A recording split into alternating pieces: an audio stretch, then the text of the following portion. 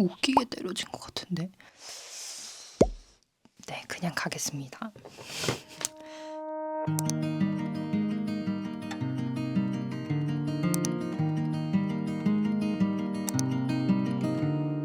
최근에 이제 뭐 한국 영화가 망했다, 한국 영화 뭐 사양길이다 이런 좀 다소 비관적이고 암울한 이야기들을 많이 봤는데 그것도 어느 정도 사실이라고 생각해요. 근데 뭐 볼 영화들은 여전히 있고 좋은 이야기들은 여전히 계속해서 만들어진다라는 것도 팩트라고 생각을 하고, 대신 다만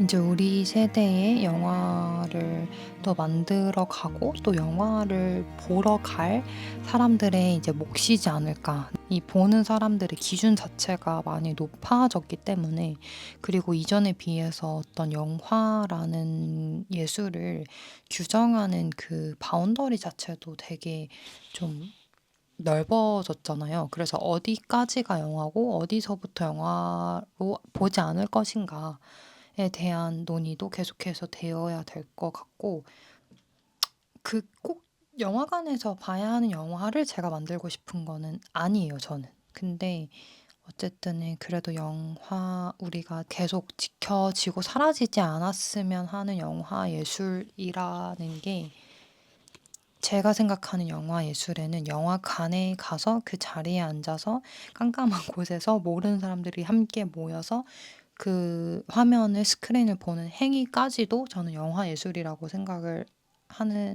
해서, 네, 좀 그게 계속해서 사라지지 않았으면 하는 바람이 있습니다.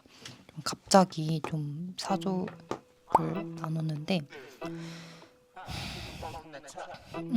올해 2025년에 제일 처음 본 영화가 서브스턴스였어요.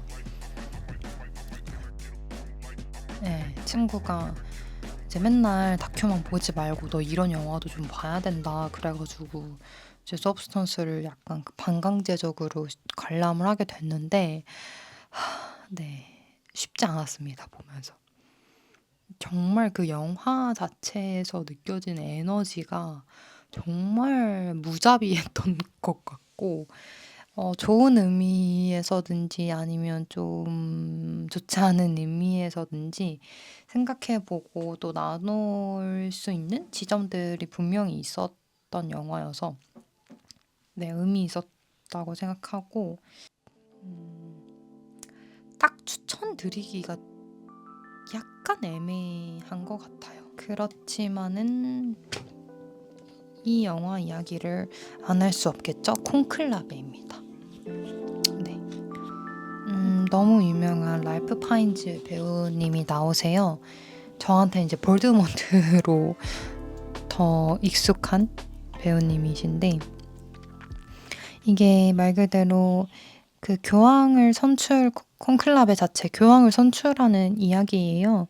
근데 그 교황을 선출하는 그 과정을 정말 밀도 있게, 그리고 정말 구조감 있게, 그리고 미장센 정말 아름답게 담아내셨고, 일단은 보는 재미가 있는 영화였고 미감이 너무 좋아가지고, 그리고 또 어느 순간부턴가 제가 이렇게 하고 보고 있다가 이렇게 하고 이제 영화를 보게 되는 그 지점이 있었는데, 한 초반쯤에 이 주인공이 설교를 하는 장면이 나와요. 이제 새로운 교황을 선출하기 전에 가져야 하는 마음가짐에 대해서 이야기를 하면서 이제 짤막하게 설교를 하는 장면이 나오는데, 이제 자기가 신앙인으로서 평생을 살아오면서 제일 두려워했던 것이 바로 확신이다. 확신을 가지는 거다. 믿음에 있어서. 그런 이야기를 딱 하는데, 그러니까 무언가에 확신을 갖는 것, 그리고 동시에 확신을 가진다는 게 얼마나 위험하고 또 무모한 일인지에 대해서, 저 역시 신앙인으로서 평생을 살면서 이게 되게 모순적인 거잖아요, 어떻게 보면. 왜냐면 제가 이제 삶에 있어서 유일하게 확신을 하는 게 있다면 바로 하나님이거든요. 이거든요. 근데 동시에 이 신앙에 있어서 이 확신을 하는 게 얼마나 위험한 일이라고 말한다는 것 자체가 이렇게 부딪히는 이야기라고 볼 수도 있잖아요. 근데 그래서 그게 되게 늘 저한테 좀 흥미가 있고 항상 생각해 보게 되고 또 생각해 봐야 하는 지점이라고 생각을 하는데 딱 영화에서 그거를 말하는 순간부터 이렇게 딱 떼고 '와 미쳤다.' 하면서 완전 몰입해서 봤었던 것 같아요. 근데 이제 성직자를 교황을 선출해 나가는 과정에서 어떤 우리가 '이 사람은 정말 교황이 될 만해.'라고 이제 확신하는 순간 혹은 믿는 순간에 어떤 그 사람의 치부가 드러나게 되고 이제 어떤 그런 그래서 이 사람이 자격이 있는 사람인가 없는 사람인가 이제 그런 것들을 판단하고 또 다시 제끼고 또 다음 사람 뭐 이제 이런 식으로 영화가 진행이 되는데 어떤 공인이라고 해야 될까요? 유명인이라 해야 될까요? 좀 그런 사람들을 우리가 평가하는 어떤 잣대들이 있잖아요. 근데 그런 뭐 잣대들이 잘못됐다라기보다 나는 그런 잣대를 어떻게 해서 가지게 되었고 어떤 기준으로 사람을 바라보고 있는지 그다음에 또 내가 가지고 있는 어떤 믿음이나 시선이라는 거는 얼마나 힘이 있는지 혹은 또 얼마나 기울어져 있는지 그런 부분들을 좀 생각해 보기 좋은 영화라서 이제 뭐 지금 넷플릭스에 있는지는 모르겠지만은 네 넷플릭스엔 없고 그래도 왓챠, 웨이브, 뭐 디즈니, 쿠팡 플레이 웬만한 데서 다 구매해서 보실 수 있으니까 네 추천드립니다. 그리고 이 네오소라 감독님의 해피엔드 이야기를 또 안 할 수는 없을 것 같아요. 이제 네오소라 감독님은 너무 유명한 류이치 사카모토의 이제 아들이거든요. 이제 이 사람의 첫 번째 장편 데뷔작이고 제가 알기로는 이 작품을 준비하고 있던 중에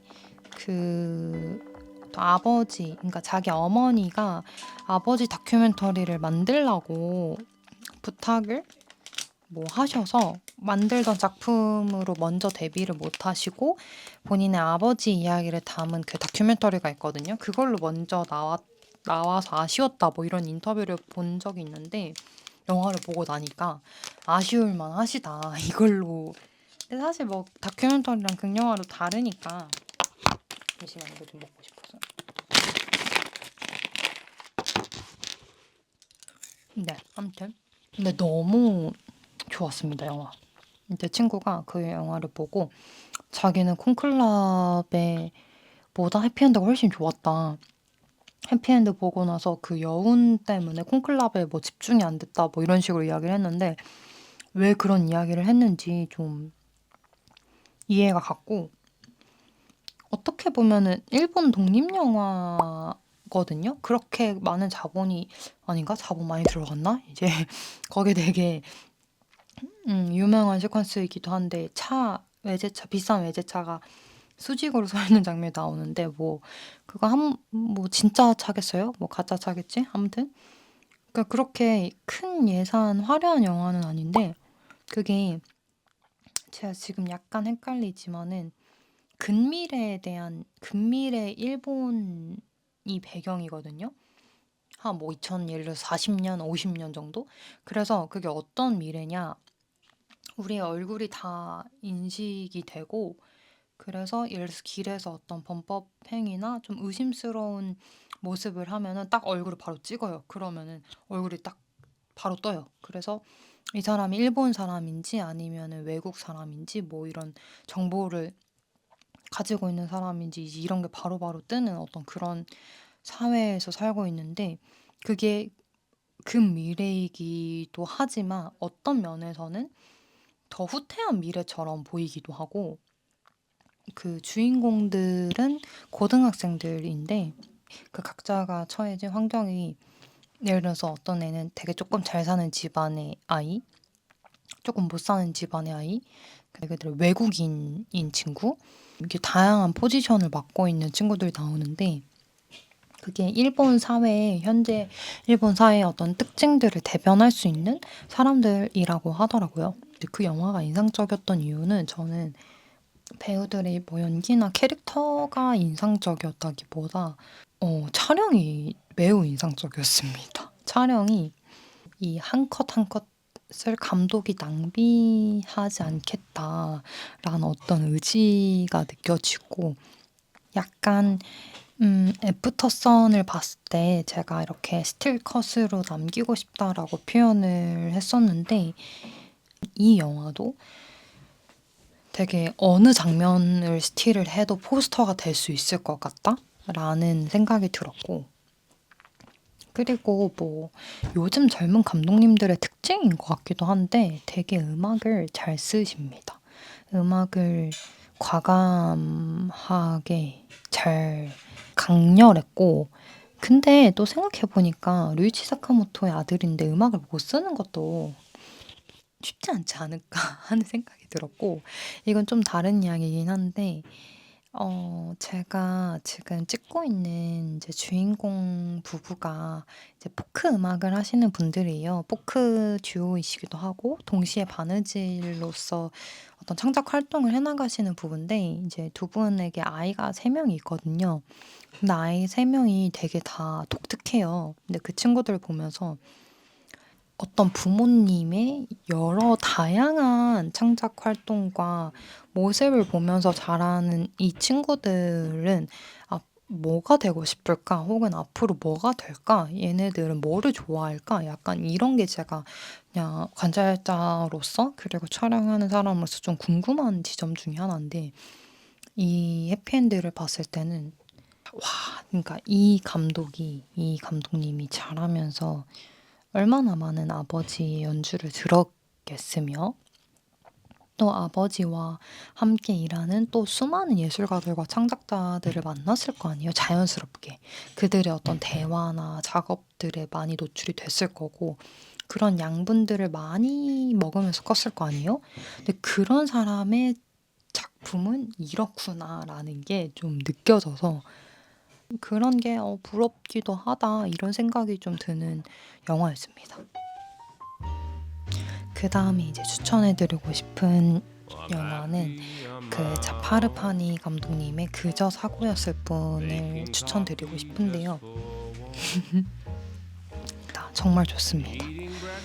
제가 추천드렸었는지는 모르겠는데 노베어스라는 작품이 전작품이시고 그다음이 이제 이번에 작품이신데 감독님 작품은 제가 뭐 많이 본 건 아닌데 이전 작품도 그렇고 지금 작품도 그렇고 약간 다큐와 극영화 사이에 있는 것 같은 그런 느낌을 저는 영화를 보면서 많이 받았고 노베어스도 그렇고 이 그저 사고였을 뿐도 그렇고 그 엔딩 장면을 정말 잘 만드시는 것 같아요. 약간 정말 단순한 장면에서 단순하게 끝나거든요. 근데 보는 사람은 못 일어나. 자리에서 못 일어나. 와, 그 여운감이 노베어스 같은 경우도 마지막에 주인공이 그 안전을 위해서는 가야 하는데 촬영하는 사람 입장 감독으로서는 남아서 찍고 싶은 어떤 그 사이에서 탁 화면이 블랙되고 이 브레이크 거는 소리로 영화가 끝나거든요. 그래서 저는 되게 그 영화도 와, 그 엔딩이 저한테 강하게 남아서 생각을 되게 오랫동안 했었던 것 같은데 이번 영화도 엔딩 때문에 제가 별 1 개를 더 주고 싶다고 할 정도로 여운감이 많이 남았습니다. 약간 스포가 될 수 있기 때문에 정확하게 뭐라고 말씀은 못 드리지만은 이 영화도 여러분 보실 수 있으면은 좀 보셨으면 좋겠고 어떻게 보면은 노베어스보다 덜 지루하거든요. 그래서 그냥 한번 보시면은 좋을 것 같아요.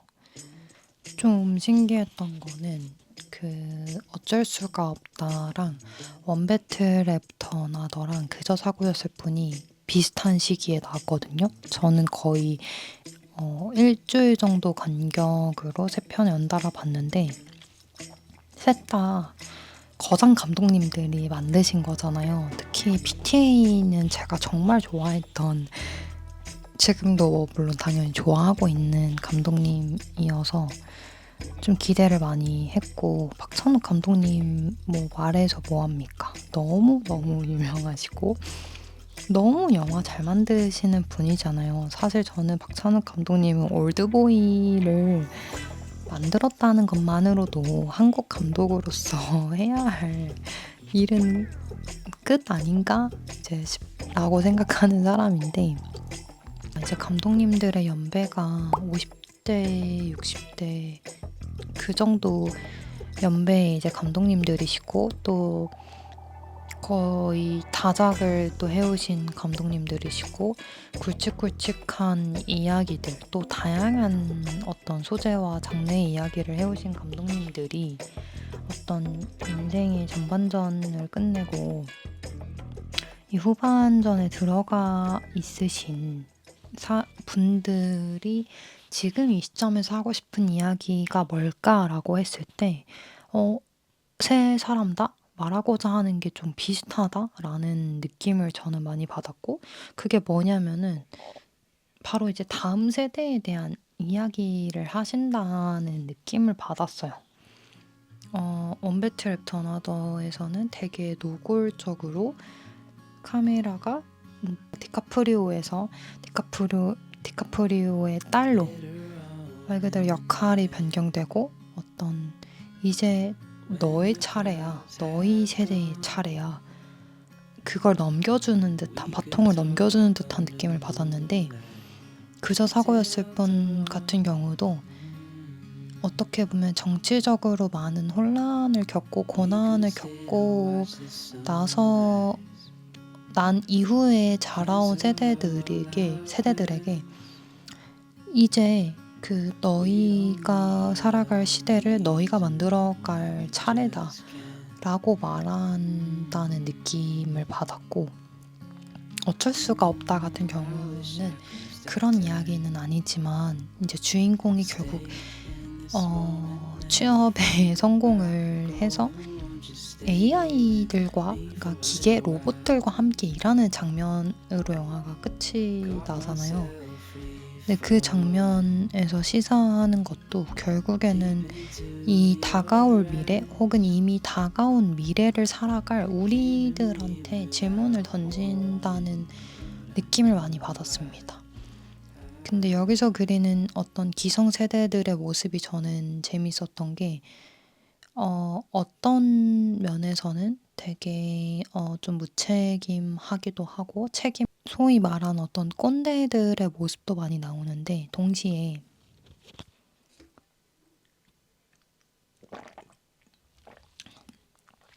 한편으로는 너는 그럼 어떻게 살래?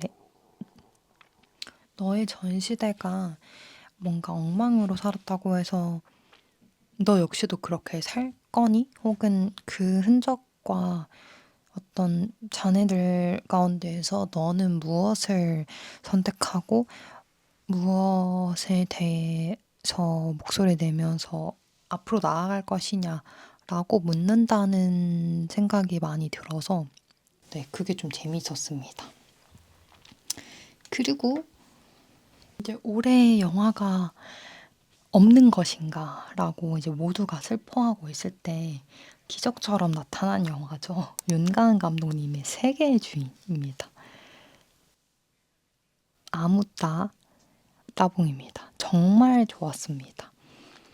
저는 어쩌다 보니까 이 영화의 홍보 방식이셨던 것처럼 아무 정보 없이 이제 자리에 앉아서 개봉 다음 날인가 영화를 보게 되었거든요. 근데 영화를 본 지 한 10분 정도 만에 와, 이 영화 대박이다 라는 느낌이 들었습니다. 그 대박이 뭐 어떤 대단한 배우나 대단한 사건이나 그런 게 나와서 대박이라는 게 아니라 10분 만에 그 영화에서 나오는 가정으로, 그러니까 그 현장으로 저를 딱 그냥 데려다 놓는 듯한 느낌이, 영화를 볼 때 제일 중요한 게 초반에 집중이 안 되면 몰입이 안 되고 몰입이 또 안 되면 이입과 그러니까 공감이 안 되고 그럼 집중력이 떨어져 가고 이러거든요. 근데 이 영화는 딱 시작한 지 얼마 안 됐는데 너무 몰입감 있게 영화를 보고 있는 저를 발견을 했고 그러다 보니까 '아 이 이야기가 어디로 나를 끌고 가는 거지?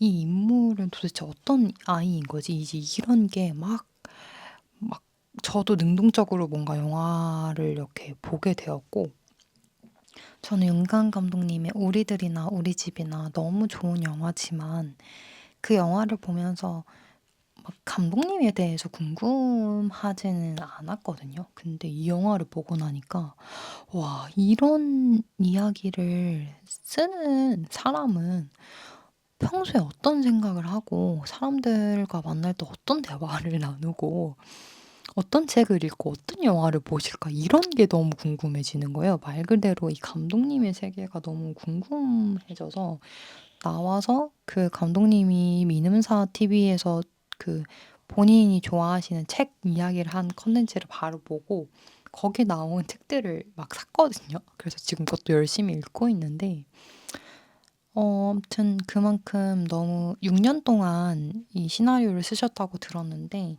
감독님이 얼마나 고심하면서 한 캐릭터 한 캐릭터를 만들어 가고 특히 이 주인이가 살아가고 있는 세상을 만들어 내고 근데 그 살아가고 있고 또 앞으로 살아갈 그 환경이 마냥 낭만적이지도 않고 희망적이지도 않고 그렇다고 너무 비관적이지도 않고 정말 현실적이면서도 그 삶을 응원하게 되는 그런 지점들 제가 되게 지향하고 저도 그런 이야기를 만들고 싶은데 그런 지점들을 너무 훌륭하게 영화에서 담아 주고 계셔서 음 정말 좋았습니다. 곱씹어 보고 싶은 장면들이나 그 풀어나가시는 방식들 그 어떤 단순한 사건이 아니라 어떤 사건이 일어났을 때 그 가해자 혹은 피해자뿐만이 아니라 가해자와 피해자를 둘러싼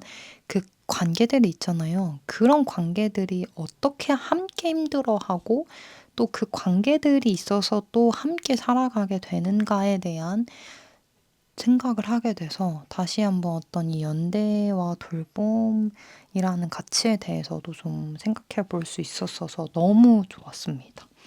꼭 영화관에서 보시거나 아니면 OTT에서 예.